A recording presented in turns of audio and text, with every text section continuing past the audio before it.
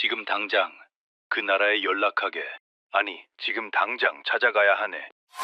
아랍에미리트 국방장관의 긴급 지시였습니다.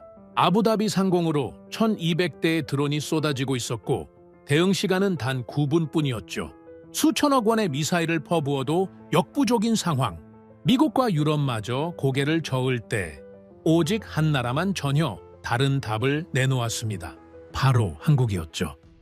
우리는 이미 20년 전부터 이 순간을 준비했습니다. 세계가 비웃던 한국의 빵원 요격 기술이 사막의 하늘을 가르는 순간 전 세계 방산 시장은 그대로 얼어붙었습니다. 1200대의 드론대를 단 한 발의 소리도 없이 전멸시킨 기적. 병원의 수술실을 지켜내고 한 나라의 운명을 바꾼 대한민국의 소름 돋는 실체. 지금 바로 공개합니다. 그 전에 잠깐 1초 만에 누를 수 있는 좋아요 버튼을 꾹 눌러주시면 영상 제작에 아주 큰 힘이 됩니다. 그럼 바로 시작하겠습니다. 병원입니다. 지금 수술 중인 환자가 있습니다. 저는 그 말을 듣는 순간 수화기를 든 손이 멈췄습니다. 수술 중인 환자. 그 단어가 머릿속에서 떠나질 않았습니다. 수화기 너머로는 다급한 숨소리와 함께 또 다른 목소리들이 겹쳐서 들려왔습니다. 현장의 혼란이 그대로 전해지는 듯했습니다. 저는 간신히 입을 열었습니다. 전력 복구까지 얼마나 걸립니까? 잠시 침묵이 흘렀습니다. 길지 않은 침묵이었지만 그 몇 초가 몇 분처럼 느껴졌습니다. 그리고 돌아온 대답은 딱 한마디였습니다. 모릅니다. 저는 천천히 수화기를 내려놓았습니다. 제 이름은 칼리드 알 나흐얀입니다. 아랍에미리트 국방부에서 방공전력 총괄 책임자로 일하고 있습니다. 22년 동안 오직 한 가지 일만 해왔죠. 우리나라의 하늘을 지키는 일입니다. 미국 공군과 영국 합동 방공 프로그램을 수료했고 중동 전역의 드론과 미사일 위협에 맞서는 방어 전략을 직접 설계해왔습니다. 수조 원 규모의 방산 계약을 검토하고 최종 승인하는 것도 제 몫이었죠. 한마디로 이 나라의 하늘에서 무슨 일이 벌어지면 모든 책임은 저에게 돌아옵니다. 그래서였을 겁니다. 그날 그 전화 한 통이 저를 그토록 무겁게 짓눌렀던 건 통제실 창문 너머로 사이렌 소리가 들려왔습니다. 처음엔 군 차량인 줄 알았습니다. 하지만 아니었습니다. 구급차였습니다. 한 대가 아니었죠. 끊이지 않고 이어지는 사이렌 소리가 도시 전체에서 울려 퍼지고 있었습니다. 저는 그 소리를 들으면서 이것이 단순한 군사적 위기가 아니라는 사실을 직감했습니다. 이건 이미 시민들의 삶 속으로 파고든 재난이었습니다. 시간을 조금 되돌려야겠습니다. 그날 아침 저는 평소와 다르지 않게 출근했습니다. 아부다비의 하늘은 맑았고 도시는 조용했습니다. 창밖을 내다보면서 저는 늘 같은 생각을 했죠. 우리는 안전하다고. 중동 최고의 부국, 세계 정상급 방공망을 갖춘 나라. 그리고 저는 그 방공망을 직접 설계한 사람이었습니다. 그 확신이 얼마나 단단했는지 의심이라는 감정 자체가 낯설게 느껴질 정도였습니다. 그 확신이 무너지는 데는 단 9분이 걸렸습니다. 오전 11시 14분이었습니다. 통제실에 경보가 울렸을 때 저는 처음엔 대수롭지 않게 생각했습니다. 훈련 경보일 수도 있었고 국경 인근 소규모 무인기 접근은 그 전에도 몇 번 있었으니까요. 하지만 담당 장교의 얼굴이 달랐습니다. 화면을 보고 있으면서도 말을 잇지 못하고 있었습니다. 저는 천천히 걸어가 화면을 봤습니다. 붉은 점들이 화면을 가득 메우고 있었습니다. 저는 눈을 비볐습니다. 다시 봤습니다. 숫자가 보였습니다. 4200. 저는 조용히 물었습니다. 이게 오류냐? 장교는 고개를 저었습니다. 저는 그 순간을 지금도 기억합니다. 그가 고개를 젓던 그 짧은 동작이 아직도 머릿속에서 지워지질 않습니다. 오류가 아니었습니다. 최대 200대의 드론이 실제로 우리 도시를 향해 날아오고 있었습니다. 그것도 동시에 대응 시간은 9분이었습니다. 저는 즉시 명령을 내렸습니다. 방공망 전면 가동, 요격 미사일 발사 준비. 통제실 전체가 순식간에 전쟁터로 바뀌었습니다. 장교들이 뛰어다니고 무전기에서는 쉴 새 없이 목소리들이 쏟아졌습니다. 저는 화면 앞에 선 채로 한 가지만 계산하고 있었습니다. 8200대. 요격 미사일 한 발로 대응할 수 있는 드론은 제한적입니다. 우리가 보유한 요격 미사일의 수도 정해져 있었습니다. 저는 그 숫자를 머릿속에서 빠르게 계산했습니다. 계산이 맞지 않았습니다. 모두를 막는 것은 처음부터 불가능했습니다. 첫 번째 폭발음이 들린 건 경보 발령 후 7분이 지났을 때였습니다. 멀리서 들려오는 둔탁한 소리였습니다. 저는 그 소리를 들으며 눈을 감았습니다. 잠깐이었지만 그 순간 제 머릿속은 완전히 텅 비었습니다. 이미 늦었다는 걸 알았으니까요. 두 번째, 세 번째 폭발이 이어졌습니다. 무전기에서 보고가 쏟아졌습니다. 도시 동쪽 변전소 일부 타격, 통신 불안정 구간 발생. 저는 화면에서 눈을 떼지 않은 채로 보고를 받았습니다. 우리가 막은 것들도 있었습니다. 하지만 우리가 막지 못한 것들도 분명히 있었습니다. 그때 울린 전화가 바로 병원에서 걸려온 전화였습니다. 수화기를 내려놓은 뒤 저는 한동안 그 자리에 서 있었습니다. 통제실 안에서는 여전히 보고 소리가 이어지고 있었지만 제 귀에는 아무것도 들리지 않았습니다. 수술 중인 환자. 그 말만이 머릿속에서 맴돌았습니다. 저는 군인입니다. 전쟁에서 감정은 의미가 없다고 믿어왔습니다. 숫자만 남는다고 생각했죠. 하지만 그 순간만큼은 숫자보다 그 목소리가 더 크게 들렸습니다. 잠시 뒤 장교 한 명이 다가와 종이 한 장을 내밀었습니다. 저는 받아서 천천히 읽었습니다. 이번 대응에 사용된 요격 미사일의 총 비용 집계였습니다. 저는 그 숫자를 보며 잠시 말을 잃었습니다. 수천억 원이었습니다. 단 한 번의 공격을 막기 위해 쏟아부은 돈이 수천억이었습니다. 그리고 우리는 그것도 완전히 막지 못했습니다. 저는 종이를 책상 위에 내려놓으며 생각했습니다. 이 공격이 내일 또 온다면 어떻게 됩니까? 다음 주에 또 온다면 어떻게 됩니까? 한 달 동안 매주 반복된다면 우리는 얼마나 버틸 수 있습니까? 숫자는 명확했습니다. 오래 버티지 못합니다. 우리는 중동 최고의 부국입니다. 세계 최상위 수준의 방공망을 갖추고 있습니다. 하지만 그날 저는 처음으로 인정해야 했습니다. 우리는 부유했지만 전쟁 앞에서는 가장 가난한 나라였습니다. 돈이 없는 것이 아니었습니다. 방식이 틀려 있었던 겁니다. 드론 한 대의 가격은 수십만 원입니다. 우리가 그것을 막기 위해 쏘는 미사일은 수천만 원이죠. 적은 수십만 원을 쓰고 우리는 그 수십 배를 씁니다. 이기든 지든 상관없이 이 싸움을 오래 이어갈 수 없습니다. 저는 그날 처음으로 그 구조를 선명하게 들여다봤습니다. 그날 저녁 모든 장교들이 퇴근한 뒤 저는 혼자 통제실에 남았습니다. 불을 끈 채 화면 빛만을 받으며 세계 각국의 방어 시스템 자료를 하나하나 넘겼습니다. 미국의 시스템, 유럽의 시스템, 강력했습니다. 하지만 비쌌습니다. 강력했지만 드론 수백 대 앞에서는 결국 같은 문제를 안고 있었습니다. 저는 자료를 덮으려다 멈췄습니다. 한 항목이 눈에 걸렸습니다. 저는 다시 펼쳤습니다. 그리고 그 이름을 읽었습니다. 한국. 저는 그 단어를 한동안 바라봤습니다. 몇 년 전 우리는 한국과 이미 거래를 한 적이 있었습니다. 천궁이라는 미사일 방어 시스템이었죠. 당시에도 논란이 없진 않았습니다. 왜 하필 한국이냐는 말도 있었습니다.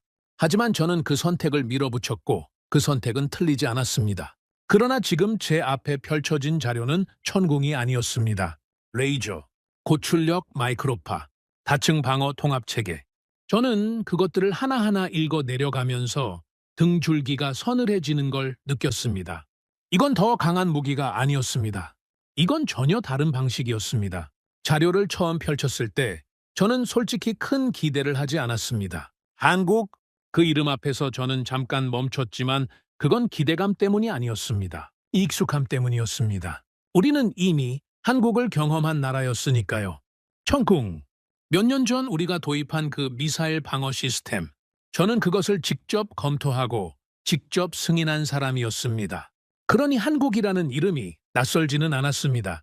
하지만 그렇다고 이 시점에서 한국이 답이 될 거라고 생각하지도 않았습니다.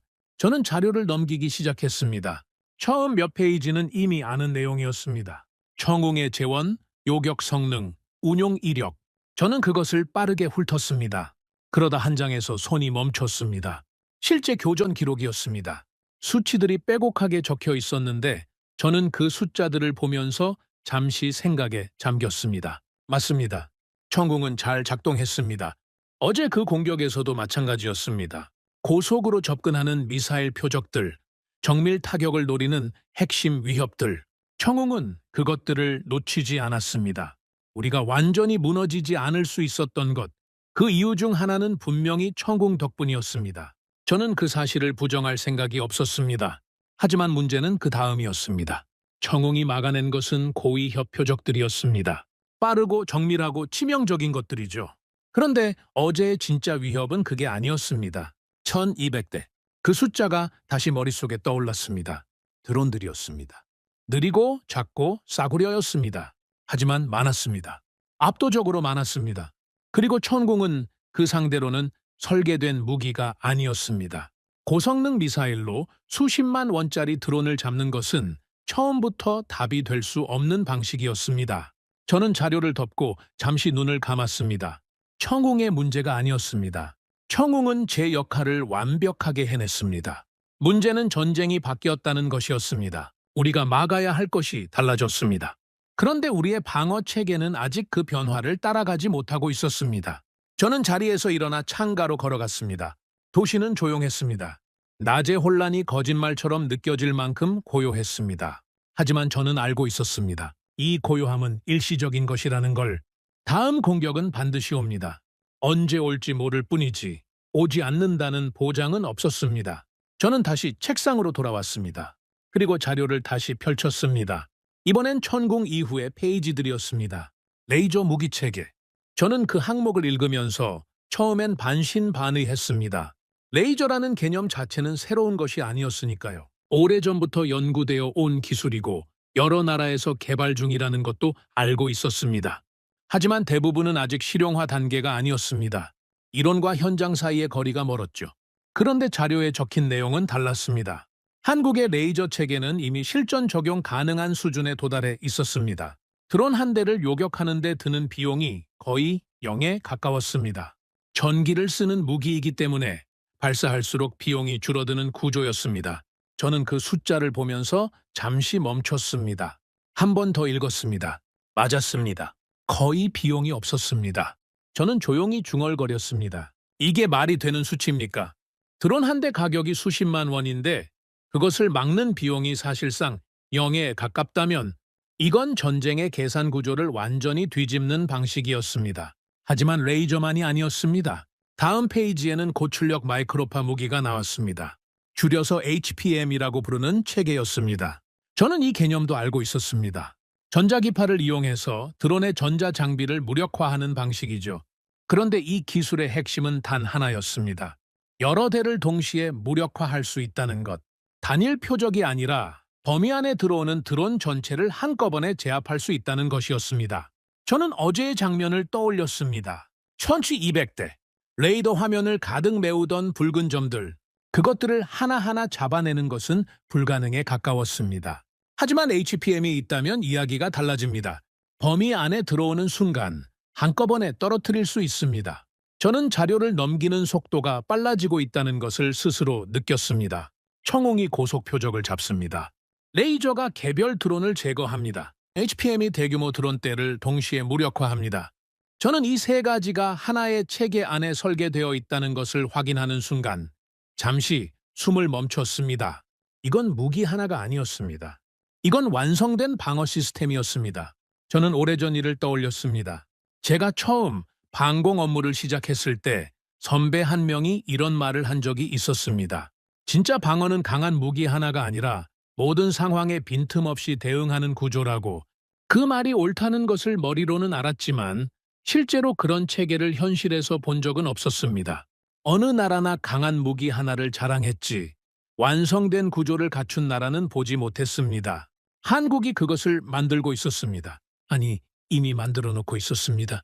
저는 자료 마지막 페이지에 적힌 개발 연혁을 봤습니다.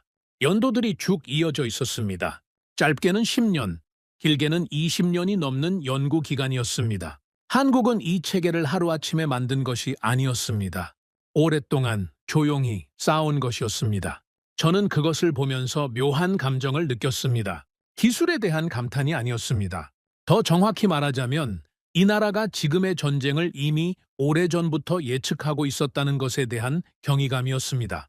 드론 대량 공격이 현실의 위협이 되기 훨씬 전부터 그 위협에 맞설 방법을 연구해온 나라였습니다. 우리가 당하고 나서 해결책을 찾는 동안 그들은 이미 해결책을 완성해 놓고 있었습니다. 저는 잠시 창밖을 바라봤습니다. 도시의 불빛이 내려다 보였습니다. 낮에 그 혼란을 겪었다는 것이 믿기지 않을 만큼 평온한 야경이었습니다. 하지만 저는 알고 있었습니다. 이 도시가 다시 그 공격을 받는다면 우리는 또다시 같은 상황에 놓이게 된다는 것을. 같은 계산, 같은 불가능한 수치, 같은 결론, 모두를 막을 수 없습니다. 적어도 지금의 방식으로는. 저는 자료를 닫았습니다. 그리고 한참 동안 그냥 앉아 있었습니다. 머릿속에서 숫자들이 계속 돌아갔습니다. 어제의 비용, 내일의 비용, 한 달 후의 비용, 그리고 레이저의 비용, HPM의 비용, 청웅의 비용. 두 개의 숫자 체계가 머릿속에서 계속 부딪혔습니다. 그리고 결론은 명확했습니다. 현재의 방식은 지속될 수 없습니다. 하지만 한국의 방식은 지속될 수 있습니다. 저는 그 생각이 드는 순간 한 가지 감정이 올라오는 것을 느꼈습니다. 안도가 아니었습니다. 오히려 불안에 가까운 감정이었습니다. 왜냐하면 답이 보인다는 것은 동시에 그 답을 선택해야 한다는 것을 의미하기 때문이었습니다. 그리고 저는 그 선택이 얼마나 험한 길이 될지 이미 짐작하고 있었습니다. 청웅을 도입할 때도 그랬습니다. 반대가 없지 않았습니다. 왜 한국이냐는 목소리가 있었죠. 하지만 그건 시작에 불과했습니다. 이번엔 규모가 달랐습니다. 레이저 HPM 통합 방어 체계. 이건 단순히 미사일 하나를 사는 것이 아니었습니다. 나라 전체의 방공 방식을 바꾸는 결정이었습니다. 그 결정을 제안하는 순간 무슨 일이 벌어질지 저는 이미 알고 있었습니다. 하지만 그 생각을 잠시 접어두었습니다. 지금은 먼저 확인해야 할 것들이 있었습니다. 자료만으로는 부족했습니다. 제 눈으로 직접 확인해야 했고 제 판단으로 직접 검증해야 했습니다. 22년 동안 저는 서류만 보고 결정을 내린 적이 없었습니다. 이번에도 마찬가지였습니다. 저는 책상 위에 놓인 전화기를 바라봤습니다. 한국에 연락해야 했습니다. 창밖에는 여전히 도시의 불빛이 켜져 있었습니다. 저는 그 불빛들을 보면서 생각했습니다. 저 빛들이 다시 꺼지는 날이 오기 전에 저는 무언가를 해야 합니다. 그리고 지금 제 앞에 놓인 자료가 그 무언가의 실마리를 가리키고 있었습니다. 한국은 이미 준비되어 있었습니다. 문제는 우리가 그것을 받아들일 준비가 되어 있느냐였습니다. 전화를 걸기 전날 밤 저는 잠을 자지 못했습니다.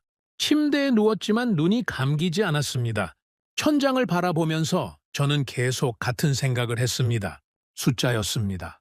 머릿속에서 숫자들이 계속 돌아갔습니다. 어제의 공격 비용, 요격 미사일 소모량, 다음 공격이 왔을 때의 예상 비용. 저는 군인입니다. 전쟁에서 감정은 의미가 없다고 믿어왔습니다. 숫자만 남는다고 생각했죠.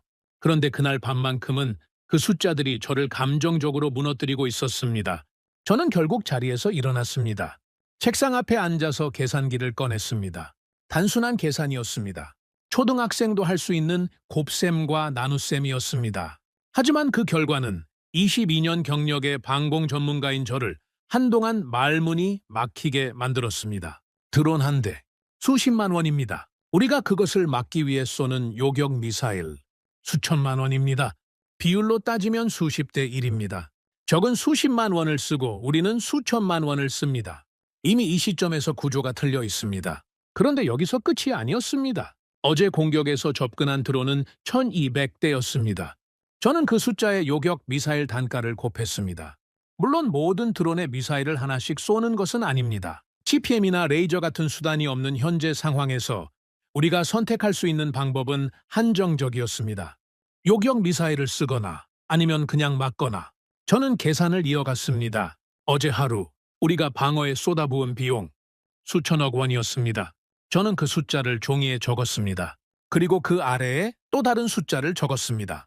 저기 이번 공격에 투자한 비용 드론 1200대 기준으로 추산하면 수십억 원 수준이었습니다.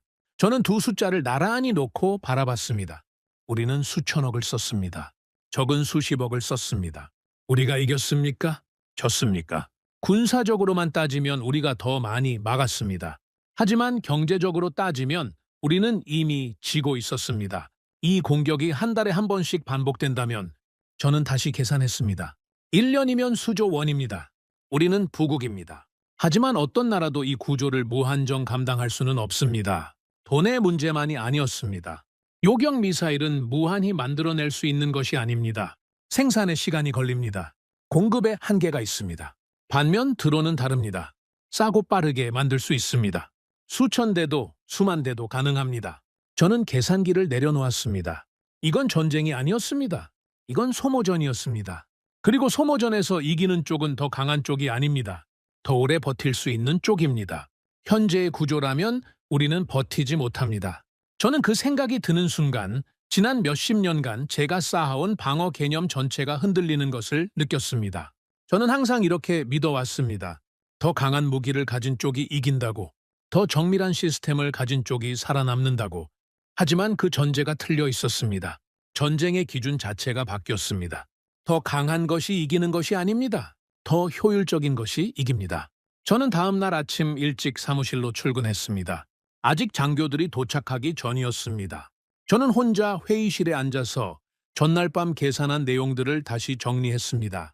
표로 만들었습니다. 드론 비용 대 요격 미사일 비용, 공격 횟수 대 방어 비용, 연간 누적 비용, 지속 가능 기간, 숫자들이 줄지어 늘어섰습니다. 보면 볼수록 답은 하나였습니다. 현재 방식은 지속 불가능합니다. 그리고 그 표 옆에 저는 다른 표를 하나 더 만들었습니다.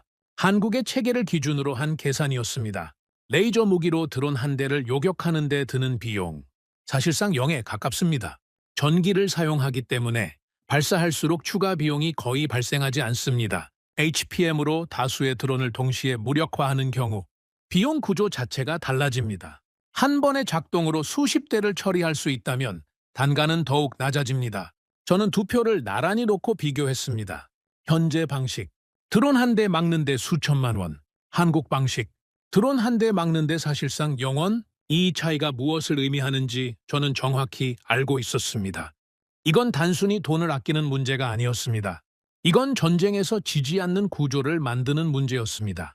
적이 아무리 많은 드론을 보내더라도 우리가 그것을 감당할 수 있는 비용 구조를 갖추고 있다면 전쟁의 판이 완전히 달라집니다. 저는 표를 접어서 주머니에 넣었습니다. 장교들이 출근하기 시작했습니다. 저는 그들의 얼굴을 봤습니다. 전날의 피로가 가시지 않은 얼굴들이었습니다. 눈 아래 다크서클이 짙었고 표정은 무거웠습니다. 저는 그 얼굴들을 보면서 한 가지를 다짐했습니다. 이 사람들이 다음 공격에서도 같은 표정을 짓게 만들 수는 없다고. 오전 회의가 시작됐습니다. 저는 전날 밤 정리한 내용을 팀에 공유했습니다. 비용 구조 분석이었습니다. 장교들은 처음엔 조용히 들었습니다. 그러다 숫자들이 화면에 하나씩 올라오기 시작하면서 회의실 분위기가 달라졌습니다. 한 장교가 물었습니다. 이 계산이 맞습니까? 저는 고개를 끄덕였습니다. 맞습니다. 다시 확인해봐도 결과는 같습니다. 잠시 침묵이 흘렀습니다. 장교들은 서로 눈을 마주쳤습니다. 누군가 작게 한숨을 내쉬었습니다. 저는 그 침묵이 무엇을 의미하는지 알았습니다. 부정하고 싶지만 부정할 수 없다는 침묵이었습니다. 저는 계속했습니다. 우리는 어제 이겼습니까? 아무도 대답하지 않았습니다. 저는 다시 물었습니다. 군사적으로 따지면 우리가 더 많이 막았습니다. 하지만 경제적으로 따지면 우리는 어제 졌습니다. 이 공격이 한 달 후에 또 온다면 우리는 어떻게 됩니까? 회의실은 조용했습니다. 저는 그 조용함 속에서 천천히 말을 이어갔습니다. 전쟁이 바뀌었습니다. 우리가 맞서야 할 것은 더 이상 강한 무기 하나가 아닙니다. 싸고 많은 것들입니다. 그리고 그것에 맞서는 방법은 더 강한 미사일을 더 많이 사는 것이 아닙니다. 비용 구조 자체를 바꾸는 것입니다. 한 장교가 손을 들었습니다. 경험 많은 선임 장교였습니다. 그는 조심스럽게 입을 열었습니다. 그 방법이 있습니까? 저는 주머니에서 종이를 꺼냈습니다. 접혀있던 표를 펼쳐서 테이블 위에 올려놓았습니다. 그리고 말했습니다. 있습니다. 그리고 우리는 이미 그 나라를 알고 있습니다. 저는 테이블 위 화면에 자료를 띄웠습니다. 한국, 그 이름이 화면에 올라오는 순간 몇몇 장교들의 눈썹이 올라가는 것이 보였습니다. 예상한 반응이었습니다. 저는 차근차근 설명했습니다. 레이저 체계의 비용 구조, HPM의 작동 원리와 동시 대응 범위, 청운과의 연계 방식, 그리고 이 세 가지가 하나의 통합 방어 체계로 작동할 때 어떤 결과가 나오는지 저는 숫자를 기반으로 설명했습니다. 감정이 아니라 데이터로 이야기했습니다. 장교들은 처음엔 의심스러운 표정이었습니다. 하지만 숫자들이 쌓여가면서 그 표정이 조금씩 바뀌었습니다. 의심에서 집중으로, 집중해서 놀람으로. 회의가 끝날 무렵 선임 장교가 다시 입을 열었습니다. 청홍은 우리가 이미 써봤습니다. 그건 믿을 수 있습니다. 하지만 레이저와 HPM은 우리가 직접 확인한 적이 없습니다.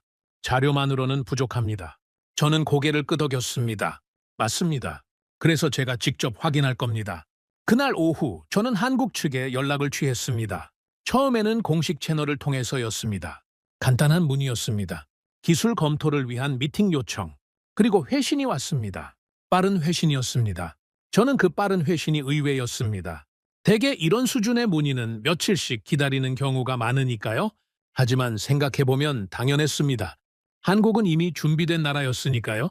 일정이 잡혔습니다. 저는 출장을 준비하면서 한 가지를 다짐했습니다. 이번 방문에서 저는 아무것도 가정하지 않겠다고. 자료에서 본 것이 아무리 인상적이어도 제 눈으로 직접 확인하기 전까지는 결론을 내리지 않겠다고. 22년 동안 저를 지켜온 원칙이 바로 그것이었습니다. 서류를 믿지 않는다. 숫자를 믿는다. 그리고 그 숫자는 반드시 현장에서 나와야 한다. 출발 전날 밤 저는 다시 한번 그 표를 꺼냈습니다. 두 개의 비용 구조. 현재의 방식과 한국의 방식. 저는 그것을 한참 들여다봤습니다. 그리고 조용히 중얼거렸습니다. 이건 총알의 싸움이 아닙니다. 이건 경제의 싸움입니다. 그리고 우리는 지금 그 싸움에서 지고 있었습니다. 한국행 비행기 안에서 저는 내내 창밖을 바라봤습니다. 구름 위를 날아가면서 저는 이상한 기분을 느꼈습니다. 설레는 것도 아니었고 두려운 것도 아니었습니다. 굳이 표현하자면 판사가 법정에 들어서기 전에 느끼는 감정과 비슷했습니다. 결론을 내리기 전에 모든 것을 다시 한번 검토해야 한다는 무게감. 저는 그 감정을 22년 동안 수없이 느껴왔습니다. 새로운 시스템을 검토할 때마다, 새로운 계약을 앞에 놓을 때마다. 하지만 이번은 달랐습니다. 이번은 단순한 무기 검토가 아니었으니까요. 이번은 우리가 살아남는 방식을 바꾸는 일이었습니다. 저는 가방에서 자료를 꺼냈습니다. 이미 여러 번 읽은 자료였습니다. 하지만 저는 다시 처음부터 읽었습니다. 레이저 체계, HPM, 청운과의 통합 운영 방식. 읽을수록 한 가지 질문이 머릿속에서 자꾸 떠올랐습니다. 이게 정말 자료에 적힌 그대로 작동합니까? 이론과 현장은 다릅니다. 저는 그것을 수십 번 경험했습니다. 완벽해 보이는 자료가 현장에서 무너지는 것을 저는 직접 눈으로 봐왔습니다. 그래서 왔습니다. 서울에 도착했을 때 하늘은 맑았습니다. 아부다비와는 다른 공기였습니다. 차갑고 깨끗한 공기가 폐 속으로 들어오는 순간 저는 잠깐 눈을 감았습니다. 그리고 생각했습니다. 이 나라가 그것을 만들었다고.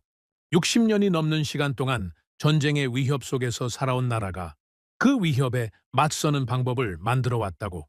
공항에서 한국 측 담당자가 기다리고 있었습니다. 젊은 사람이었습니다. 하지만 눈빛이 달랐습니다. 흔들림이 없었습니다. 저는 사람의 눈빛을 오래 봐왔습니다.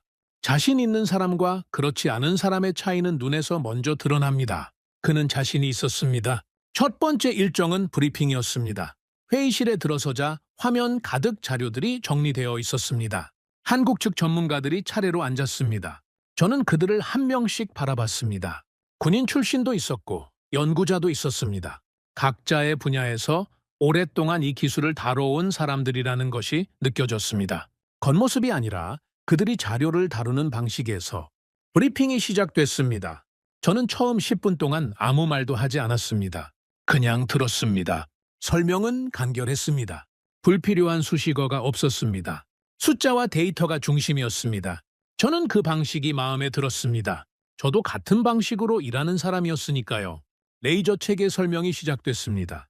담당 연구자가 화면에 그래프를 띄웠습니다. 출력 수치, 대응 거리, 요격 정확도. 저는 그 숫자들을 보면서 아무 표정도 짓지 않으려 했습니다. 하지만 솔직히 말하면 속으로는 놀랐습니다. 자료에서 본 것과 일치했습니다. 아니, 자료보다 더 구체적이었습니다. 실제 테스트에서 나온 수치들이었습니다. 이론값이 아니라 현장값이었습니다. 저는 그 차이를 알아보는 훈련이 되어 있습니다. 깔끔하게 정리된 이론 수치는 언제나 예쁩니다. 하지만 현장에서 나온 수치는 다릅니다. 조금 지저분하고 조금 들쭉날쭉하고 하지만 그 속에 진짜 신뢰가 들어 있습니다. 화면에 올라온 숫자들은 현장값이었습니다. 저는 손을 들었습니다. 이 수치는 어떤 환경에서 나온 겁니까? 통제된 실험 환경입니까? 아니면 실제 운용 환경입니까? 연구자는 망설임 없이 대답했습니다. 실제 운용 환경입니다. 기상 조건 변수를 포함한 수치입니다. 맑은 날과 흐린 날, 바람이 강한 날의 데이터가 모두 포함되어 있습니다. 저는 고개를 끄덕였습니다. 그리고 속으로 한 가지를 확인했습니다. 이 사람들은 숨기지 않습니다. 불리한 조건의 데이터도 포함시켰습니다. 좋은 숫자만 보여주려 했다면 그렇게 하지 않았을 겁니다. 저는 그것을 신뢰의 첫 번째 신호로 받아들였습니다. HPM 설명이 이어졌습니다. 이 부분에서 저는 특히 집중했습니다. 단일 표적 대응이 아니라 다수 동시 대응. 그것이 핵심이었으니까요. 담당자는 시뮬레이션 영상을 보여줬습니다. 저는 그것을 보면서 숨을 한번 멈췄습니다. 화면 안에서 수십 대의 드론이 동시에 접근합니다. 그리고 HPM이 작동하는 순간 그것들이 일제히 멈춥니다. 하늘에서 쏟아져 내립니다. 한 발의 미사일이 아니었습니다. 전자기파 하나가 범위 안의 모든 것을 동시에 무력화했습니다. 저는 조용히 물었습니다. 동시 대응 범위는 어떻게 됩니까? 담당자가 구체적인 수치를 제시했습니다. 저는 그 숫자를 머릿속에서 빠르게 계산했습니다. 어제의 공격 1200대. 만약 그 자리에 HPM이 있었다면 저는 계산을 멈췄습니다. 계산을 이어가는 것이 의미가 없었기 때문이 아니었습니다. 계산이 너무 명확했기 때문이었습니다. 상황이 완전히 달라졌을 것입니다. 브리핑이 끝난 뒤 점심 식사 자리가 마련됐습니다. 저는 그 자리에서 한국 측 선임 담당자와 마주 앉았습니다. 그는 오랜 방산 경험을 가진 사람이었습니다. 저보다 나이가 조금 많아 보였습니다. 우리는 잠시 일상적인 이야기를 나눴습니다. 하지만 저는 그 가벼운 대화 속에서 한 가지를 느꼈습니다. 이 사람은 자기 나라의 기술에 대한 확신이 있습니다. 자랑하는 것이 아니었습니다. 과장하는 것도 아니었습니다. 그냥 알고 있는 사람의 태도였습니다. 자신이 직접 봐왔고 직접 확인해왔기 때문에 흔들리지 않는 그런 태도. 저는 그것을 오래 봐온 사람입니다. 그리고 그 태도는 거짓으로 만들 수 없습니다. 오후에는 시연이 있었습니다. 저는 그 시연을 위해 이 먼 길을 온 것이나 다름없었습니다. 장비가 준비된 현장으로 이동했습니다. 넓은 공간이었습니다. 저는 지정된 위치에 서서 전체를 조망했습니다. 장비들이 설치되어 있었고 운용 인력들이 각자의 위치에 배치되어 있었습니다. 저는 그 배치 방식을 봤습니다. 효율적이었습니다. 불필요한 동선이 없었습니다. 각 인력이 정확히 자신의 역할 안에 있었습니다. 저는 현장을 보면 그 조직이 얼마나 잘 훈련되어 있는지를 압니다. 이 현장은 잘 훈련된 조직의 현장이었습니다. 시연이 시작됐습니다. 먼저 레이저 체계였습니다. 표적 드론이 설정된 거리에서 날아오기 시작했습니다. 저는 눈을 고정했습니다. 발사 소리가 없었습니다. 폭발음도 없었습니다. 그냥 조용했습니다. 그러다 드론이 갑자기 멈췄습니다. 그리고 천천히 떨어졌습니다. 소리가 없었습니다. 저는 그 침묵이 오히려 더 강렬하게 느껴졌습니다. 미사일이 발사되면 소리가 납니다. 폭발이 있습니다. 연기가 납니다. 하지만 이건 달랐습니다. 그냥 조용히 드론이 멈추고 조용히 떨어졌습니다. 마치 누군가가 리모컨으로 끈 것처럼. 저는 옆에 서 있던 담당자에게 물었습니다. 방금 그게 레이저입니까? 그는 고개를 끄덕였습니다. 저는 잠시 말이 없었습니다. 다음은 HPM이었습니다. 이번엔 드론이 한 대가 아니었습니다. 여러 대가 동시에 접근했습니다. 저는 숫자를 세었습니다. 20대가 넘었습니다. 저는 그것들이 날아오는 것을 지켜봤습니다. 그리고 HPM이 작동하는 순간 시연장에 있던 20대 이상의 드론이 동시에 멈췄습니다. 하나씩이 아니었습니다. 한꺼번에 멈췄습니다. 저는 그 광경을 보면서 한 가지 생각이 머릿속을 꽉 채웠습니다. 어제의 공격, 1200대. 만약 이것이 있었다면 저는 그 생각을 잠시 머릿속에서 흘려보냈습니다. 지금은 지난 일을 후회할 때가 아니었습니다. 지금은 앞을 봐야 할 때였습니다. 시연이 끝났습니다. 저는 담당자에게 몇 가지를 더 물었습니다. 실제 전투 환경에서의 내구성, 운용 인력 훈련 기간, 우리 기존 시스템과의 통합 가능성. 그는 모든 질문에 명확하게 답했습니다. 모르는 것은 모른다고 했습니다. 확인이 필요한 것은 확인 후 알려주겠다고 했습니다. 저는 그 솔직함을 좋아했습니다. 아는 것만 말하는 사람을 저는 신뢰합니다. 모든 것을 안다고 말하는 사람은 믿지 않습니다. 이 사람은 아는 것만 말했습니다. 저녁 무렵 일정이 끝나고 저는 혼자 호텔 방에 앉았습니다. 창밖으로 서울의 야경이 펼쳐져 있었습니다. 아부다비와 다른, 하지만 똑같이 살아 숨쉬는 도시의 불빛이었습니다. 저는 그 불빛을 바라보면서 오늘 본 것들을 하나하나 되짚었습니다. 자료에서 본 것과 현장에서 본 것이 일치했습니다. 아니, 현장이 자료보다 더 인상적이었습니다. 숫자는 거짓말을 하지 않았고, 사람들은 과장하지 않았고, 장비는 제대로 작동했습니다. 하지만 저를 가장 강하게 붙잡은 것은 기술 자체가 아니었습니다. 저를 붙잡은 것은 이 체계가 만들어진 방식이었습니다. 한국은 이 시스템을 어느 날 갑자기 만들어낸 것이 아니었습니다. 수십 년에 걸쳐 쌓아온 것이었습니다. 북쪽에서 오는 위협을 매일 마주하면서 그 위협에 맞서는 방법을 끊임없이 연구하고 실패하고 다시 만들어온 나라였습니다. 극한의 환경이 이 기술을 단련시켰습니다. 우리는 부유해서 최고의 무기를 살 수 있었습니다. 하지만 한국은 생존을 위해 직접 만들어야 했습니다. 그 차이가 지금 이 자리에서 보이고 있었습니다. 사는 것과 만드는 것은 다릅니다. 저는 그 차이를 오늘 처음으로 몸으로 느꼈습니다. 그리고 또 하나, 이것이 제게 더 깊이 남았습니다. 한국은 이 시스템을 완성한 뒤에도 멈추지 않았습니다. 계속 발전시키고 있었습니다. 이미 다음 세대 기술에 대한 연구가 진행 중이었습니다. 저는 그것을 보면서 생각했습니다. 그들은 이미 다음 전쟁을 준비하고 있습니다. 우리가 이번 전쟁을 어떻게 막을지 고민하는 동안 그들은 다음 전쟁을 어떻게 이길지를 연구하고 있었습니다. 저는 창가에서 물러나 침대에 앉았습니다. 그리고 한참 동안 생각에 잠겼습니다. 내일 귀국하면 저는 이것을 제안해야 합니다. 하지만 그 제안이 얼마나 험한 길이 될지 저는 이미 알고 있었습니다. 청웅 도입 때도 반대가 있었습니다. 그런데 이번은 그 수준이 아닙니다. 레이저 HPM 통합방어 체계 전면 도입. 이건 나라 전체의 방공 전략을 한국 방식으로 다시 짜는 것입니다. 내부 반발은 분명합니다. 외부 압력도 올 겁니다. 기존에 우리와 방산 계약을 해온 나라들이 가만히 있지 않을 것입니다. 저는 그것을 알면서도 한 가지가 더 선명해지는 것을 느꼈습니다. 답은 이미 나와 있었습니다. 이미 본 것은 눈에서 지워지지 않습니다.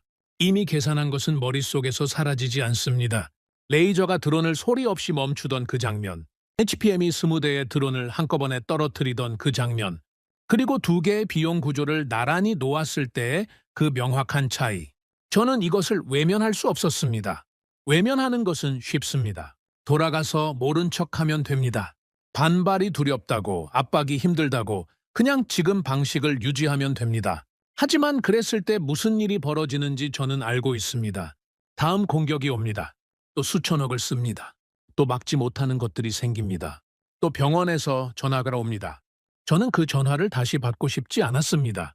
수화기를 든 손이 멈추던 그 순간, 전력 복구까지 얼마나 걸립니까? 라고 물었을 때 돌아온 그 한마디. 모릅니다. 저는 그 말이 아직도 귀에 남아 있었습니다. 다음엔 그 말을 듣지 않아도 되는 나라를 만들어야 했습니다. 저는 자리에서 일어나 가방을 열었습니다. 그리고 메모지를 꺼내서 적기 시작했습니다. 내일 귀국하면 해야 할 일들이었습니다. 보고서 작성, 비용 구조 재정리, 제안서 초안, 그리고 마지막에 한 줄을 더 적었습니다. 설득해야 할 사람들, 그 목록은 짧지 않았습니다. 저는 메모지를 접어서 주머니에 넣었습니다. 그리고 다시 창밖을 바라봤습니다. 서울의 밤은 여전히 환했습니다. 저는 그 빛을 보면서 생각했습니다. 이 나라는 오랫동안 위협 속에서 살아왔습니다. 하지만 포기하지 않았습니다. 오히려 그 위협이 이 나라를 더 강하게 만들었습니다. 우리도 그렇게 할 수 있습니다. 하지만 먼저 저는 싸워야 했습니다. 회의실에서, 서류 더미 속에서, 그리고 저를 막으려는 사람들과 귀국하는 비행기 안에서 저는 눈을 감고 있었습니다. 잠을 자려는 것이 아니었습니다. 생각을 정리하려는 것이었습니다. 서울에서 본 것들이 머릿속에서 계속 재생됐습니다. 레이저가 드론을 소리 없이 멈추던 장면, HPM이 작동하는 순간 20대 이상의 드론이 한꺼번에 떨어지던 장면. 저는 그것들을 눈을 감은 채로 다시 천천히 들여다봤습니다. 보면 볼수록 한 가지 생각이 선명해졌습니다. 저는 아직 절반밖에 보지 못했습니다. 자료에는 더 있었습니다. 시연에서 보여준 것은 전체의 일부였습니다. 저는 한국 측 담당자에게 추가 자료를 요청해 두었고 귀국 후 이틀 뒤에 받기로 되어 있었습니다. 저는 그 자료가 도착하기를 기다리면서 이미 본 것들을 계속 되짚었습니다. 그리고 한 가지 질문이 멈추지 않고 돌아왔습니다. 한국은 이것을 언제부터 준비했습니까? 비행기가 착륙했습니다. 아부다비의 공기가 다시 폐 속으로 들어왔습니다. 뜨겁고 건조한 공기였습니다. 저는 공항을 빠져나오면서 이 공기가 익숙하면서도 다르게 느껴졌습니다. 제가 떠나기 전과 같은 도시인데 제가 보는 방식이 달라진 것 같았습니다. 사무실로 바로 출근했습니다. 책상 위에 보고서들이 쌓여 있었습니다. 저는 그것들을 한쪽으로 밀어놓고 노트북을 열었습니다. 서울에서 찍어온 사진들과 메모들을 하나하나 다시 열었습니다. 그리고 정리를 시작했습니다. 이틀 후 한국에서 추가 자료가 도착했습니다. 저는 그날 다른 일정을 모두 취소했습니다. 자료가 방대했습니다. 단순한 기술 스펙이 아니었습니다. 연구 과정 전체가 담겨 있었습니다. 어떤 위협에서 출발했는지, 어떤 실패를 겪었는지, 어떻게 그것을 극복했는지. 저는 그것을 처음부터 끝까지 읽었습니다. 읽는데 하루가 걸렸습니다. 레이저 체계부터 시작했습니다. 자료에는 개발 초기의 실패 기록들이 담겨 있었습니다. 출력이 부족했던 시절, 기상 조건에 취약했던 시절, 냉각 문제로 연속 발사가 불가능했던 시절, 그것들을 하나하나 극복해가는 과정이 상세하게 기록되어 있었습니다.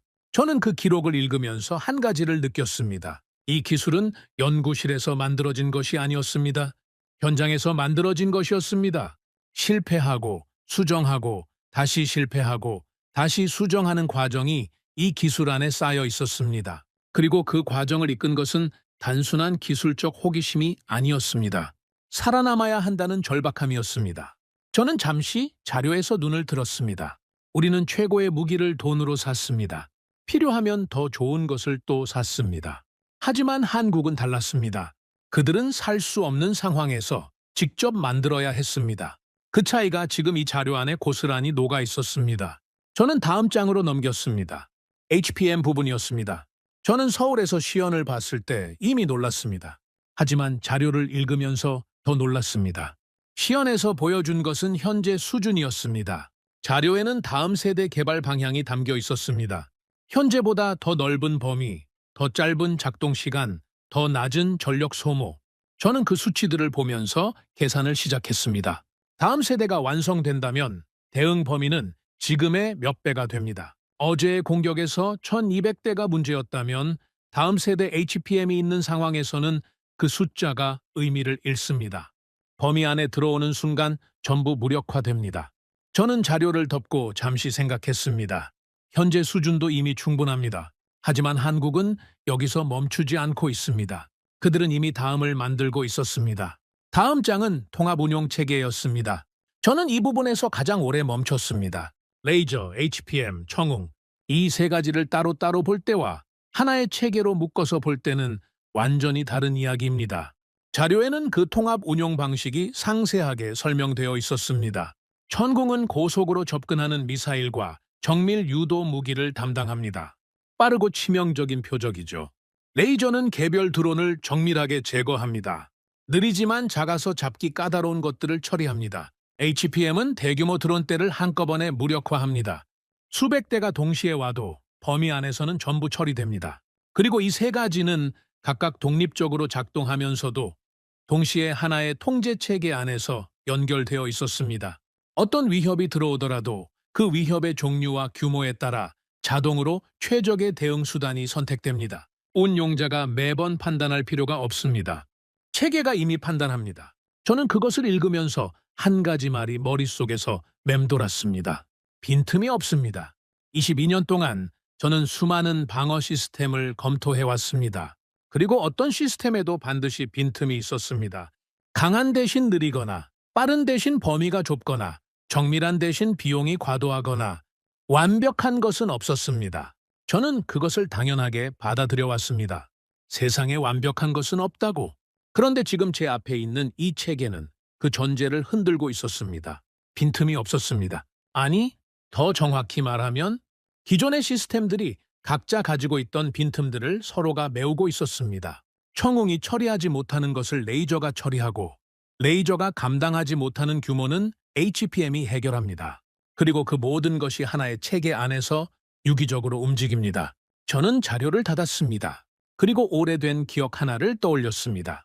방공 업무를 처음 시작했을 때 저의 첫 번째 스승이 해준 말이었습니다. 그는 30년 경력의 방공 전문가였습니다. 은퇴하기 직전 마지막으로 저에게 이런 말을 했습니다. 진짜 방어는 막는 것이 아니다. 버티는 것이다.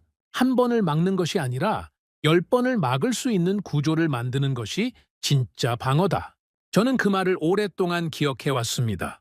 하지만 솔직히 말하면 그것이 실제로 가능한 것인지 반신반의했습니다.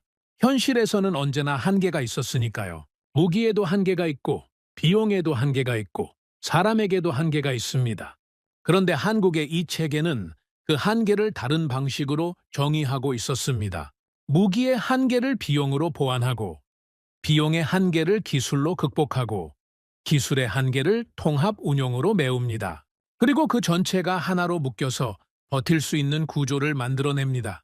저는 그것을 이해하는 순간 첫 번째 스승의 말이 다시 떠올랐습니다. 버티는 것. 한국이 만든 것이 바로 그것이었습니다. 저는 자리에서 일어나 창가로 걸어갔습니다.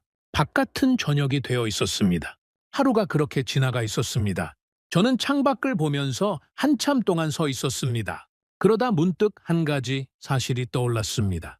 한국이 이 체계를 개발하기 시작한 것이 언제인지 자료에 나와 있었습니다. 저는 그 연도를 머릿속에서 꺼냈습니다. 그리고 지금으로부터 얼마나 전인지를 계산했습니다. 20년이 넘었습니다.